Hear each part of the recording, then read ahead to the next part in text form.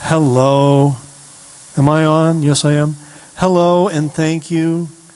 It's a little bit disorienting to be way up here because we're usually down here closer to you.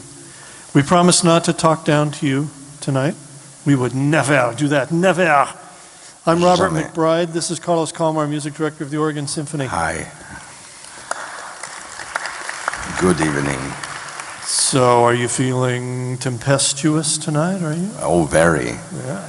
Very, very, very. No, this is actually a wonderful endeavor because it, for me, it's again a reminder that why did it happen that so few composers actually wrote music where you can pair theater with classical music.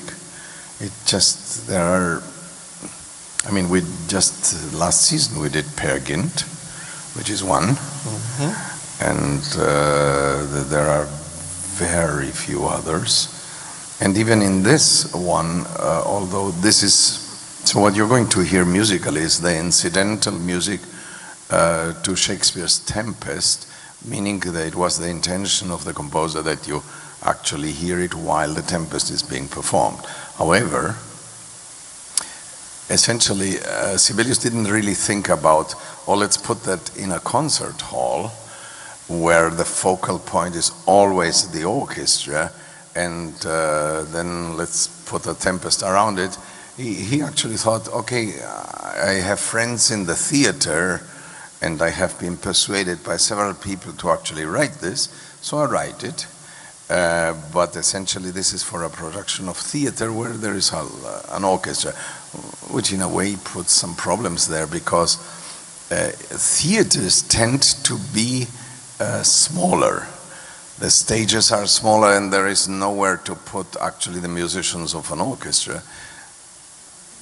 Well, except in the pit. It's called a pit. Charming name, that, isn't it? Wouldn't you want to work there all the time? Let's go to the pit. Yeah, I work in a pit. But, no, well, the problem to some extent is that the orchestra is not a small orchestra. And,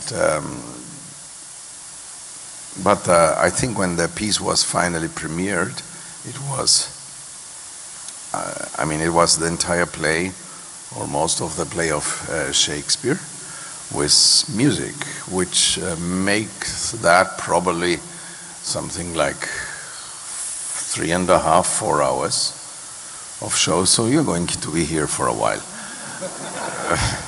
Cancel your dinner plans. Actually, it won't be quite that long. No. You've trimmed the play a little bit. The original with this music was sung in Danish and spoken in Danish, though Sibelius's copy of the play was in Swedish, which was his original language. And when the whole thing was finally recorded for the first time, it was finally done in Finnish. You're doing it in English tonight. Yeah. Is it all Shakespeare's English? Has it been changed in any way? Mostly we're doing it in English. So it just happened that one of our solo things, there are so interesting things that happen. One of our solos, actually, our Ariel, Kelsey Loretano, she learned actually the piece. She's the one that sings the most. She didn't learn it in English. She learned it in the original. So she asked about that, and Mary Birnbaum, who is our stage director, said, well, let her sing in the original language, because actually Kelsey plays Ariel. Ariel is not a human, so if the non-human doesn't speak English, it's fine. Oh, yeah. So you mean she'll be singing it in Danish? Uh-huh. Wow. That's a rare treat for us to get to hear. Well, who understands Danish anyway? Okay, never mind. A few. A few Danes. No, but that was one of the things that even happened before we got to the first rehearsal. Wow, that is really cool. It's actually really cool. Wow. Ariel is a crazy character. And Ariel sings Full Fathom 5, right? I think. Yes. And Where the Bee Sucks. And we have those two songs in versions from Shakespeare's time by Robert Johnson, which is fun to have this little window into what it would have sounded like then. It might have sounded Might like have. that. But And what does Sibelius do with those? well, the thing is that one has to. I think Mary, with whom I did a little talk today at noon, actually made a very clever and right observation about the text by Shakespeare, because it's obvious that if you are catering to concert goers, you have to trim down Shakespeare. You have to just tell the story, and this is, as very often in Shakespeare, plenty of characters and not entirely uncomplicated, let's just say it that way. So the question is, what do you trim down? And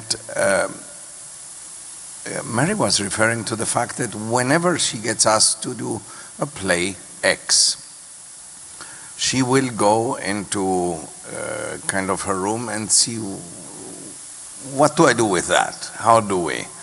And then she comes up with a solution that might trim here and there a little bit, because it's rare that you actually really do the play as is written, even in modern productions. I'm talking theater. And then she said, then you go together with the actors into the work, and the work is 5 weeks of rehearsal. And during those 5 weeks, you change, because you have actors who bring with them a certain type of, how do they embark on your vision of what you're telling them? Because stage direction in theater is not like sometimes stage direction in opera can be. Mary just said that the crazy thing is she just happened to have done fairly recently in Orange County an Aida by Verdi in 2 days, which pretty much is, you enter from there, you walk to the center, and you exit over there, and you yell at that man because it's your father or whatever. I mean, it's Aida. That's pretty much what, whereas in theater you kind of have a concept, you present this concept to your actors, and then you start to develop from there, and the actors do. We actually started, I think, I'm not in theater, I am just a conductor. I think we started with an old technique that I absolutely adore, which is all the actors, and myself included, and our team that works backstage, we went to a rehearsal room and we sat around a table and we read the entire play. Oh, fun. As written. No nothing, just go. And that's how you start work. I mean, the difference is that we didn't spend 5 weeks rehearsing this. This is the work of, I think today is day 11. 10 days of heavy rehearsing. And yeah, it's a lot of fun. So just to come back to something about the lyrics that were selected, Mary said that essentially you have to kind of trim this piece by Shakespeare through the lens of Sibelius. Because, of course, Sibelius, when he decided to write music to this, made a decision based on what did interest him, what did he maybe think was important, etc., etc. And he came up with in that sense, a very interesting solution that explains why you don't hear the music of The Tempest performed very often, unless probably you are in Finland. Even there, I have never encountered The Tempest by Sibelius. The reason is, so Sibelius writes this music, it gets premiered, is being acclaimed, everything is fine, and Sibelius does what most composers would do, he extrapolates 2 suites. However, the suites are still pretty much the music that you are going to hear, just a little in shorter periods of 22 minutes each or something like that. And the issue with that is that the movements of music that you are going to hear tonight are incredibly short. Really astoundingly short. So you have, I forgot to count, 34 different movements? 35 with the epilogue that he added later. So that's the amount of movements. And the music itself is a little bit over an hour, which means each movement is 2 minutes. And if you calculate that actually the overture, the first piece of music you hear, is 5.5. So one example that I can tell you about is, so Ariel, this spirit, whenever Ariel comes or goes, there is music. And that is done in 21 seconds. Just whoosh, here she is, whoosh, goodbye. And, as you can see, very different setup. So Carlos will be here. All of this is for the actors to move around. So the actors. And some sing and some don't. Some actors sing and there are other singers too. Yeah, but the actors are, so this is essentially the stage for the actors. However, there are actors sometimes over there. The actors are over there. There is one little scene where the scene is not there, but something happens in the balcony. There is one. It's Juliet comes out and. Yeah. And Juliet comes out and says, "Oops, wrong piece." Wherefore art thou the tempest? Yeah.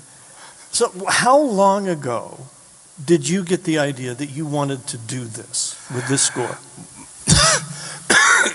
Sorry, I have children with a cold. It's what happens. A while ago, essentially, you know, these projects that we do here at the Oregon Symphony, where we include just visual and just crazy ideas that we have. And we were actually looking for what do we do in this season? And as things developed, we came up with this actually wonderful idea that we can work together with the 3 artists that worked with us in the first year. I think I need a glass of water if our crew just... I'm sure they can help you with that. Tempest, allegedly Shakespeare's last play that he wrote all by himself. Back in Elizabethan England, playwriting was kind of like movie script writing is now. They were very often collaborative. You wouldn't always know who the collaborators were necessarily or who wrote what bits. So he worked with other people. And then, of course, there's the whole issue of who really was Shakespeare, but I don't want to get into that. So late Shakespeare, The Tempest, and late Sibelius, The Tempest. It was at the end of Sibelius's composing career. He wrote Tapiola and The Tempest at about the same time, 1926. And then after that, even though he lived another 32 years, he wrote almost nothing. And what he did write, he burned. His wife came into the dining room to find that he was in there just feeding papers into the fireplace. She couldn't stand to watch, so she turned around and left. But she did say that he was happier after that. So that's good. Well, and after that, he concentrated on being silent and drinking too much, unfortunately. I heard his voice. I heard a radio interview with Sibelius's voice on it. You can find it on YouTube. It is the scariest speaking voice I've ever heard. It's just terrifying, kind of like what the guy looked like, you know, this big head, huge granite head with no hair. Oh, you should check it out. It's really amazing. Yeah. So how are those kids? My kids are fine, thank you. Do they both have colds? Yeah, mainly the little one. Okay. You know what it's like, right? Yeah. Yeah, I've been there. I really love late Sibelius because he's at his most refined and distilled. Like the 7th Symphony is 20 minutes long or something. One thing, though, surprises me in the music of The Tempest, which is because it was written in the vicinity of Symphony number 7. Symphony number 7 is an astonishing piece of music that for the most part is slow moving, really like grinding its way through everything with an intensity that is sublime, and denying musicians and listener equally, kind of this, you know how it is when sometimes music is very full of tension and then kaboom, and tension is being released. This is what we live for. And no, Sibelius is like in 7, like, no, you go and go and go and go and go, and then after 21 minutes, okay, here we are, and then the symphony is over. So I was, in a way, the expectation was Tempest must be like that.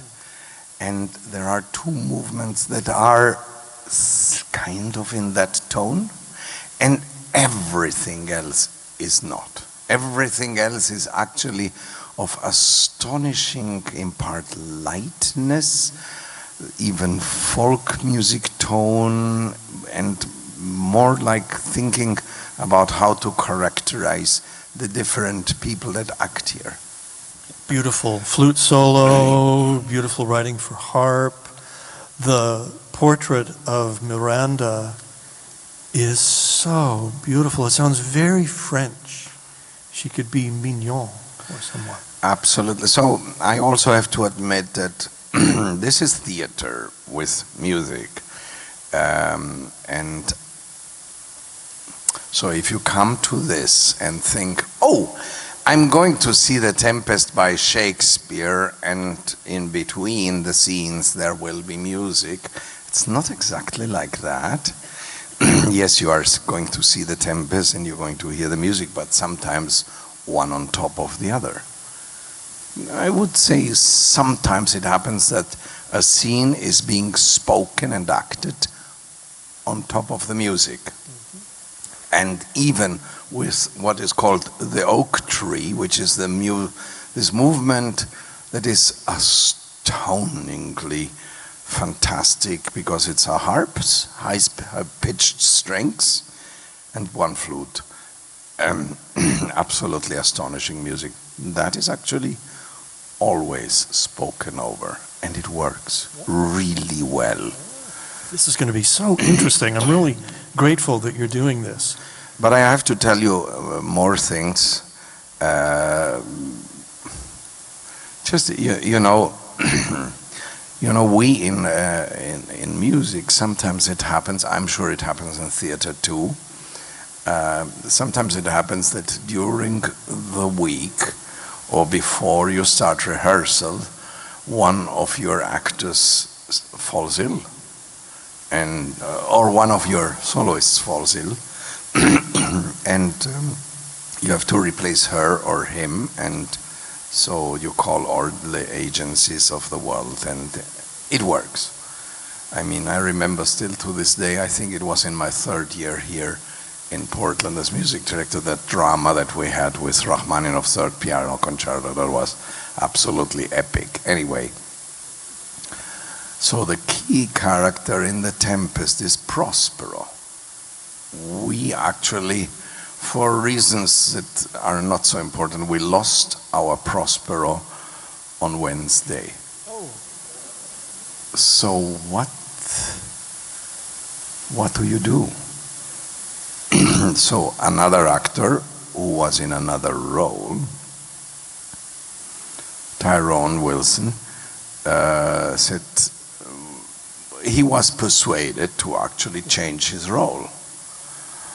So far, so hard, because I mean, Prospero, it's a big role, not an easy task. So he moves to Prospero, who is going to play Tyrone's role. And everybody looked around and said, well, we are going to call our friends in Ashland, I mean, they are the specialists for Shakespeare, and say, do you have somebody who does this and that? So we did, and they said, unfortunately, our actors are all busy, you cannot have them, they are not available.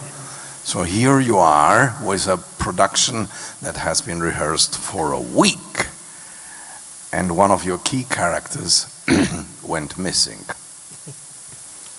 So what happened was that we have one character in this play which is Juno. So this is Juno. Juno appears on the balcony, sings an aria that lasts 1.5 minutes for you and disappears to never be seen again. That's the entire role. Never says a word, just sings. It's a soprano, that's all there is. So what happened is during all this turmoil, the actors themselves heard Antonia Tamer actually reading some lines that are in the play, and said, "Wow, you are absolutely stunning." And they talked to the stage director. The stage director said, "Here is the role, can you just kind of tag along? I know you have never seen this. I know you have no idea whether you go right, left, or whatever. Just read, and we'll figure out whatever happens." That's how so now she's a soprano that all of a sudden became an actress. Things happen. That was interesting, that moment. You know, I asked backstage when I got here, so anything I should know, anything happened lately? Has there been any drama? And they said, no, nothing. That was not a drama. Well, it's interesting. Thank you for sharing all of that. It's to me fascinating what people actually can do. I mean, I remember when you're a conductor and you have way more than 30 years of experience, you have seen stuff. It just happens. I mean, I remember one of my greatest lessons in actually conducting happened, I think, in my first year as a professional. The first time I was even, has nothing to, I'm sorry, I'm going way off topic. Nothing to do with The Tempest, but good lesson, just stuff that happens. So I was in Germany conducting the first piano concerto by Liszt with a very renowned German soloist, really very good pianist, very good guy. And in the third movement, amongst cascades of what Liszt writes, he gets lost, completely lost. And I mean, he just had a brain, it went blank. And of course, since this guy was very experienced, he kept on playing. You just keep on, cascades of chords and up and down. That's what Liszt would have done, right? Liszt would have done that.